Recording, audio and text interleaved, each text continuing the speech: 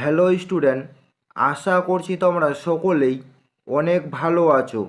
আজকে আমরা আলোচনা করব গ্রুপ সি এবং গ্রুপ ডি পরীক্ষার জন্য অত্যন্ত গুরুত্বপূর্ণ প্রশ্ন ও উত্তর। আজকে আমাদের প্রথম প্রশ্ন রয়েছে, ভারতের কোন রাজ্যকে চিনির বাটি বলা হয়? এর সঠিক উত্তর হবে ভারতের উত্তরপ্রদেশ রাজ্যকে চিনির বাটি বলা হয়। তারপরে চলে যাব পরবর্তী নাম্বার কোশ্চেনে। পরবর্তী দ্বিতীয় নাম্বার কোশ্চেন রয়েছে, বর্তমানে ভারতে কয়টি জাতীয় উদ্যান আছে? এর সঠিক উত্তর হবে বর্তমানে ভারতে মোট 106টি জাতীয় উদ্যান আছে। তারপরে চলে যাব পরবর্তী নাম্বার কোশ্চেনে। পরবর্তী আমাদের তৃতীয় নাম্বার কোশ্চেন রয়েছে, ভূমিকম্প মাপা হয় কোন যন্ত্রের সাহায্যে? এটা কিন্তু একটি অত্যন্ত ইম্পর্টেন্ট একটি কোশ্চেন রয়েছে, ভূমিকম্প মাপা হয় কোন যন্ত্রের সাহায্যে? এর সঠিক উত্তর হবে অপশান ডি, সিসমোগ্রাফ। তারপরে চলে যাব পরবর্তী নাম্বার কোশ্চেনে। পরবর্তী 4 নাম্বার কোশ্চেন রয়েছে, নিচের কে হরিয়ানার হেরিকেন নামে পরিচিত? এর সঠিক উত্তর হবে অপশান এ, কপিল দেব। তারপরে চলে যাব পরবর্তী নাম্বার কোশ্চেনে। পরবর্তী আমাদের 5 নাম্বার কোশ্চেন রয়েছে, নোবেল পুরস্কার প্রথম কত সালে দেওয়া হয়েছিল? এর সঠিক উত্তর হবে নোবেল পুরস্কার প্রথম দেওয়া হয়েছিল 1901 সালে। তারপরে চলে যাব পরবর্তী নাম্বার কোশ্চেনে। পরবর্তী 6 নাম্বার কোশ্চেন রয়েছে, পোড়ামাটির শিল্প কোথায় বিখ্যাত? এটাও কিন্তু একটি অত্যন্ত ইম্পর্টেন্ট একটি কোশ্চেন রয়েছে, পোড়ামাটির শিল্প কোথায় বিখ্যাত? এর সঠিক উত্তর হবে পোড়ামাটির শিল্প বাঁকুড়া জেলায় বিখ্যাত। তারপরে চলে যাব পরবর্তী নাম্বার কোশ্চেনে।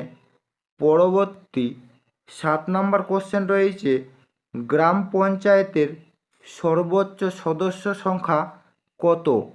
এর সঠিক উত্তর হবে গ্রাম পঞ্চায়েতের সর্বোচ্চ সদস্য সংখ্যা 30টি। তারপরে চলে যাব পরবর্তী নাম্বার কোশ্চেনে। পরবর্তী 8 নাম্বার কোশ্চেন রয়েছে, নিচের কোনটি সব থেকে হালকা ধাতু? এর সঠিক উত্তর হবে সব থেকে হালকা ধাতু অপশান সি, লিথিয়াম। তারপরে চলে যাব পরবর্তী নাম্বার কোশ্চেনে। পরবর্তী আমাদের 9 নাম্বার কোশ্চেন রয়েছে, দাবা খেলা কোথায় থেকে শুরু হয়? এর সঠিক উত্তর হবে দাবা খেলা ভারতবর্ষ থেকেই শুরু হয়। এটাও কিন্তু একটি অত্যন্ত ইম্পর্টেন্ট একটি কোশ্চেন রয়েছে, দাবা খেলা কোথায় থেকে শুরু হয়। তারপরে চলে যাব পরবর্তী নাম্বার কোশ্চেনে। পরবর্তী 10 নাম্বার কোশ্চেন রয়েছে, ভারতের সংবিধান কবে কার্যকর হয়? এর সঠিক উত্তর হবে ভারতের সংবিধান কার্যকর হয়েছিল 1950 সালে।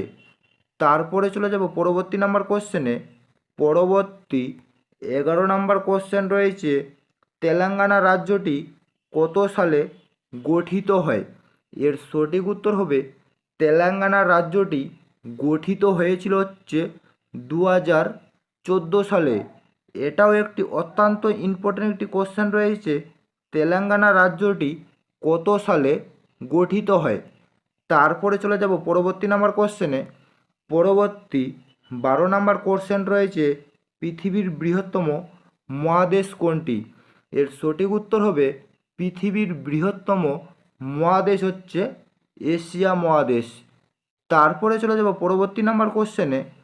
পরবর্তী আমাদের 13 নাম্বার কোশ্চেন রয়েছে, পশ্চিমবঙ্গের দীর্ঘতম নদীর নাম কি?